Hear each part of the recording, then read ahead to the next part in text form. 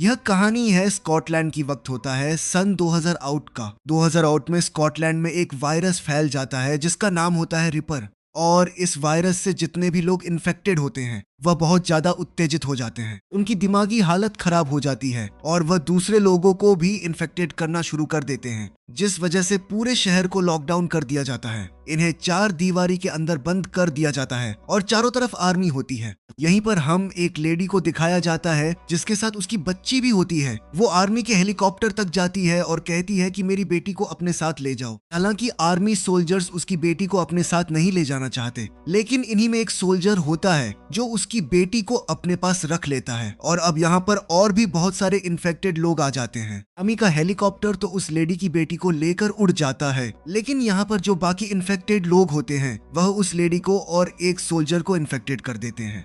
दरअसल अब चारों तरफ इन्फेक्टेड लोग हैं जिनके साथ वो लोग भी फंस चुके हैं जो इन्फेक्टेड नहीं है, और इस पूरे शहर को 4 दीवारी के अंदर कैद कर दिया जाता है। अंदर किसी तरह की कोई भी कानून व्यवस्था नहीं है, इसीलिए लोग एक दूसरे को मार रहे होते हैं और इसी तरह से कई साल बीत जाते हैं। वक्त आता है सन 2035 का, जहां हमें लंदन शहर को दिखाया जाता है, जहां पर आर्मी वालों को कुछ लोग मिलते हैं जो उसी वायरस से इन्फेक्टेड थे जो सन 2000 साल में स्कॉटलैंड में फैला था।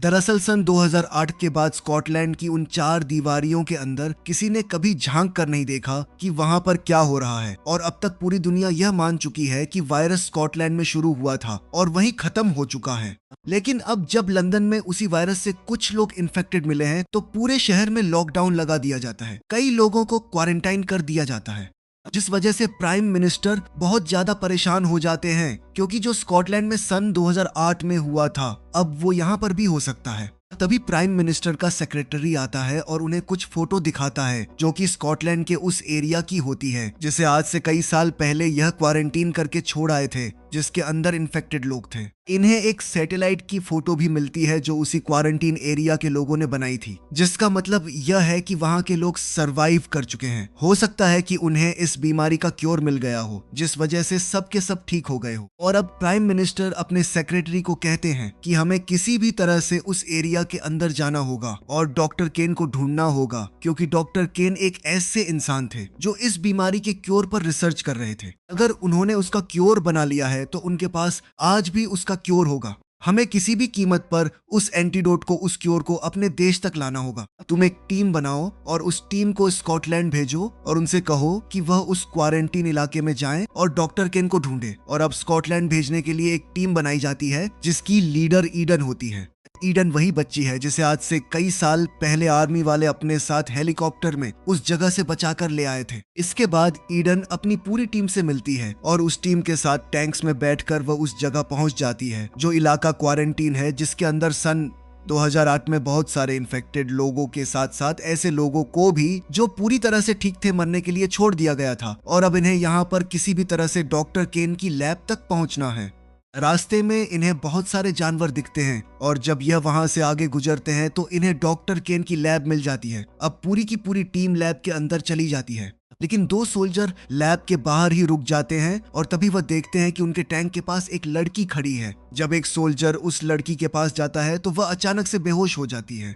सोल्जर उसे टैंक के अंदर ले जाता है और जब वह लड़की होश में आती है तो वो उन सोल्जर्स के ऊपर अटैक करके उन्हें मार देती है। वहीं हमें लैब के अंदर दिखाया जाता है जहां पूरी की पूरी टीम आगे बढ़ रही होती है, लेकिन अंदर उन्हें कोई भी नहीं मिलता। और जब यह सब के सब वापस लौट रहे होते हैं तभी कुछ लोग इनके ऊपर हमला कर देते हैं। हालांकि यह उन पर गोलियां भी चलाते हैं, लेकिन उनकी तादाद इतनी ज्यादा होती है और लड़ाई में, आर्ट में वह इतने एक्सपर्ट होते हैं कि यह उनके सामने टिक नहीं पाते। ईडन और उसके साथ ही एक डॉक्टर को पकड़ लिया जाता है। दरअसल ये जितने भी लोग हैं सब के सब आदमखोर होते हैं। जब पूरी तरह से इस जगह को सील कर दिया गया था तो अंदर जितने भी लोग थे वह सब के सब आदमखोर बन गए थे, जिसके बाद इनकी जिंदगी पूरी तरह से बदल गई।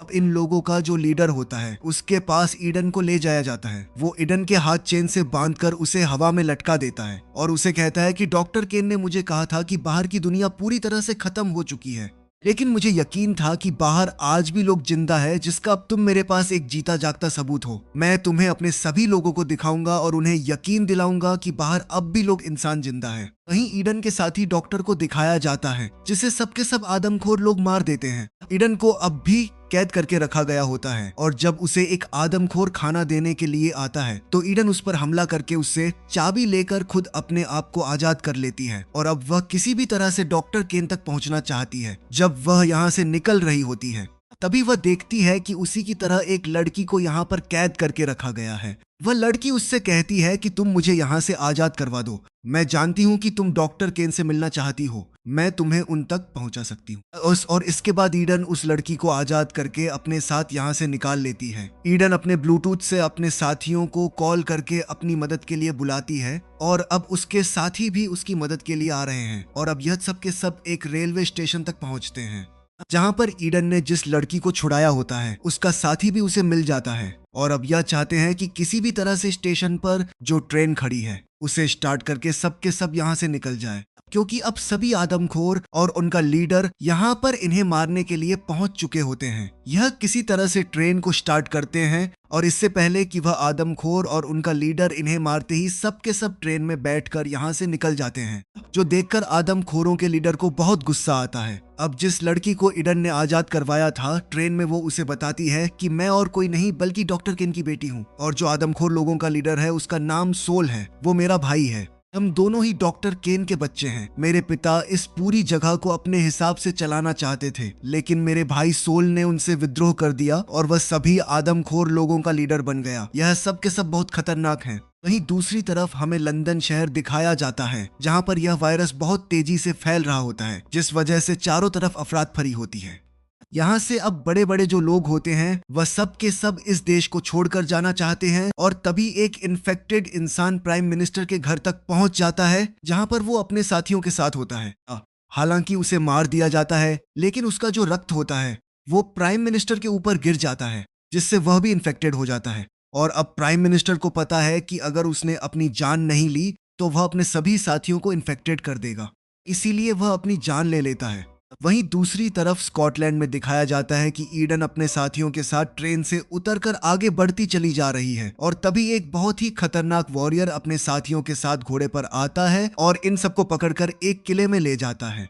दरअसल यहाँ पर जो राज करता है वह और कोई नहीं बल्कि डॉक्टर केन है। यह सब के सब लोग डॉक्टर केन के लिए काम करते हैं और अब डॉक्टर केन इनसे पूछते हैं कि तुम यहाँ पर क्यों आए हो।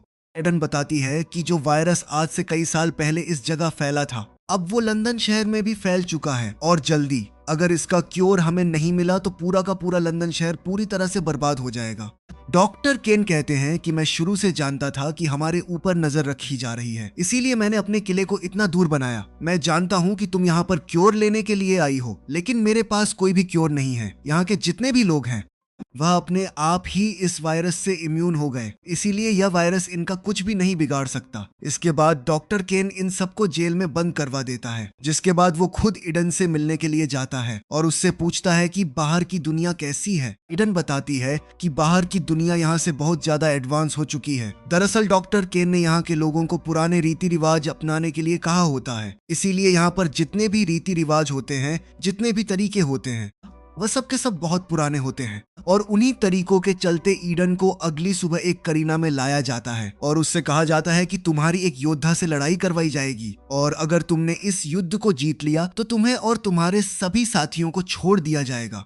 ईडन इस युद्ध के लिए तैयार हो जाती है लेकिन उसके सामने जो वॉरियर होता है वह बहुत ही ज्यादा खतरनाक और बहुत ज्यादा ताकतवर होता है। ईडन उससे लड़ती जरूर है लेकिन ईडन उसके सामने टिक नहीं सकती। ईडन पर वह लगातार हावी हो रहा होता है। वहीं जेल में दिखाया जाता है जहां पर ईडन के साथी होते हैं वो वहां की सिक्योरिटी को मारकर वहां से अपना सामान लेकर निकल जाते हैं और इसके बाद वह किले की दीवार को ब्लास्ट करते हैं, जिसके बाद वह ईडन को अपने साथ लेकर घोड़ों में बैठकर यहां से निकल जाते हैं और अब ये सब के सब आर्मी के एक पुराने बंकर तक पहुंच जाते हैं जिसके अंदर आज भी सन 2000 आउट की कई सारी चीजें होती हैं जिनमें एक गाड़ी भी होती है। साथ ही यहाँ पर बहुत सारे टैंक्स होते हैं जिनके अंदर पेट्रोल भी होता है। यह गाड़ी के अंदर पेट्रोल को भरते हैं। साथ ही ईडन यहाँ पर एक मोबाइल भी रख लेती है जो पहले से यहाँ पर होता है और अब ईडन का एक साथी दरवाजा खोलने के लिए जाता है और दरवाजा तो खोल देता है लेकिन तभी यहाँ पर केन की सेना के कुछ लोग आ जाते हैं और उसे मार देते हैं और किसी तरह से ईडन गाड़ी में बैठकर अपने साथियों के साथ यहाँ से निकल जाती है और अब उसके पास मोबाइल फोन भी होता है जिसमें उसने अपनी सिम डाल दी होती है। और वह प्राइम मिनिस्टर को फोन करती है। प्राइम मिनिस्टर की मौत के बाद उनका जो सेक्रेटरी होता है अब वह प्राइम मिनिस्टर बन चुका होता है। ईडन उन सबको अपनी लोकेशन बताती है और अब सोल भी अपने साथियों के साथ ईडन की गाड़ी का पीछा करना शुरू कर देता है। वो ईडन की गाड़ी के अंदर आने की कोशिश भी करता है, लेकिन ईडन उसे धक्का देकर गिरा देती है। लेकिन एक बार फिर से वह गाड़ी पकड़कर उसकी गाड़ी के ऊपर हमला करता है। पर तभी ईडन देखती है कि उसके सामने सड़क पर एक बस है जो उसका रास्ता रोकने के लिए खड़ी की गई है। वह अपनी गाड़ी उस बस से टकरा देती है, जिससे सोल की मृत्यु हो जाती है, जो देखने के बाद सोल के सभी साथी उसका पीछा करना छोड़ देते हैं। और तभी ईडन की गाड़ी के सामने एक हेलीकॉप्टर आता है जिसमें नया प्राइम मिनिस्टर अपने आदमियों के साथ होता है। वो ईडन से पूछता है क्या तुम्हें क्योर मिला। ईडन प्राइम मिनिस्टर को उस लड़की और उसके साथी को दिखाती है जिसे वह अपने साथ जेल से छुड़ा कर लाई थी, और प्राइम मिनिस्टर को बताती है कि यहाँ पर रहने वाला हर एक इंसान उस वायरस से इम्यून है, यह लोग भी इम्यून हैं और हम इनके ब्लड से जल्दी क्योर बना लेंगे। यह सुनकर यह नया प्राइम मिनिस्टर बहुत ज्यादा खुश हो जाता है। वह कहता है कि बहुत जल्द यह वायरस पूरी दुनिया में फैल जाएगा और जब हमारे पास मेडिकेशन होगी तो इस मेडिकेशन की डिमांड पूरी दुनिया में होगी, और जिसके पास भी मेडिकेशन होगी उसका राज पूरी दुनिया पर होगा। और अब ईडन को प्राइम मिनिस्टर के इरादों पर पूरी तरह से शक हो जाता है। वह समझ जाती है कि वह क्या करना चाहता है। दरअसल प्राइम मिनिस्टर को नहीं पता होता, लेकिन ईडन के पास जो हिडन कैमरा होता है वह उसने ऑन कर लिया होता है और प्राइम मिनिस्टर की पूरी बातें उसमें रिकॉर्ड हो गई होती हैं। साथ ही उसे डॉक्टर केन की बातें भी याद आती है, जब उन्होंने उसे कहा था कि गवर्नमेंट किसी के बारे में कभी नहीं सोचती, वो सिर्फ अपने फायदे के बारे में सोचती है। उनकी नजरों में इंसानों की जिंदगी की कोई कीमत नहीं है। और इसके बाद प्राइम मिनिस्टर उन दोनों को अपने साथ ले जाता है। एडन उनके साथ नहीं जाती, बल्कि वह अपनी मॉम के घर आती है, जहां पर वह बचपन में अपनी मॉम के साथ रहा करती थी, जहां वह अपनी और अपनी मॉम की फोटो देखकर अतीत की यादों में खो जाती है। और तभी पुराने प्राइम मिनिस्टर का जो खास आदमी था, जो कि बहुत ही ईमानदार होता है, जिसके बारे में ईडन को सब कुछ पता है, वह वहां पर आ जाता है। ईडन उसे वह मेमोरी कार्ड दे देती है जिसमें प्राइम मिनिस्टर की सारी बातों को उसने रिकॉर्ड करके रखा हुआ है, और वह लंदन पहुंचकर प्राइम मिनिस्टर की इस पूरी की पूरी स्टेटमेंट को जो उसने ईडन के सामने दी थी इंटरनेशनल न्यूज चैनल पर प्ले करवा देता है, जिससे पूरी दुनिया को उसके इरादों का पता चल जाता है। और अब वह इंटरनेशनली एक क्रिमिनल है। वह ईडन को दिखाया जाता है जो सभी आदमखोर लोगों के पास जाती है, और उन सबको पता है कि इसने सोल को मार दिया है। इसका मतलब यह है कि अब इन सब में ताकतवर ईडन है, और यह सब के सब ईडन को अपना लीडर मान लेते हैं, जिसका मतलब यह है कि ये सब के सब अब ईडन की बातों को मानेंगे, और हो ना हो ईडन इन सबको दोबारा से एक नॉर्मल इंसान बना देगी। जहाँ साथ ही वो डॉक्टर केन के साथ मिलकर वायरस के क्योर को बनाएगी, ताकि वो पूरी दुनिया को पूरी तरह से ठीक कर सके। इसी के साथ ये फिल्म, ये कहानी यहीं पर खत्म हो जाती है। यह फिल्म साल 2008 में रिलीज हुई थी। IMDb पर इस फिल्म की रेटिंग है 5.9।